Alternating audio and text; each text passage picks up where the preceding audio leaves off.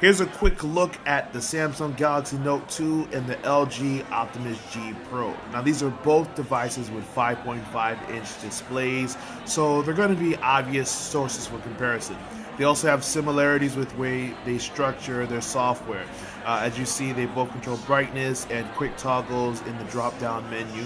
But aside from that, they have similar sizes, but the Optimus G Pro is slightly slimmer actually, because it has a little bit of a thinner profile than the Galaxy Note 2, so it's a little bit easier to hold.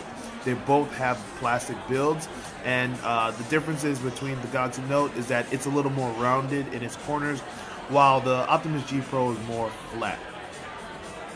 Don't be surprised if you catch a mean case of deja vu when you're looking at the camera software, because the UI is pretty much identical from button placement to features. Pretty much they're the same thing in terms of the camera software.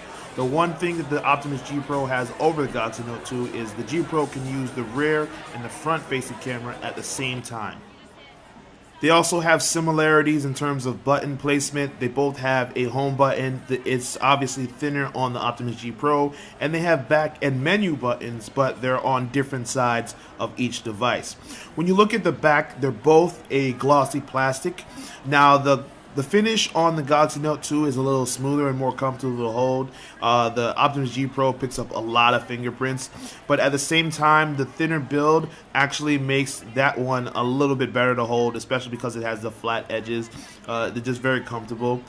They both have micro USB charging ports at the bottom, and they have volume on the left and power button on the right hand side.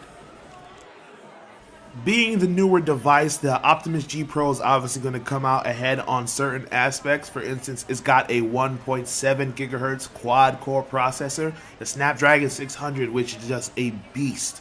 The Galaxy Note 2 has a 1.6 quad-core from Exynos Samsung. Now, the Optimus G Pro also has Android 4.12, while the Galaxy Note has Android 4.1. They're both Jelly Bean. They both have the unique additions.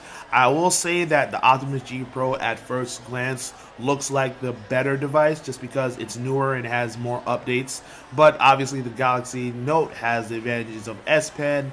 Samsung's going to update it to Android 4.2 later this year, and there might be some upgrades that make it more compelling as well. So we'll do a more detailed comparison soon, but for now this is just an early look at the Optimus G Pro and the Samsung Galaxy Note 2.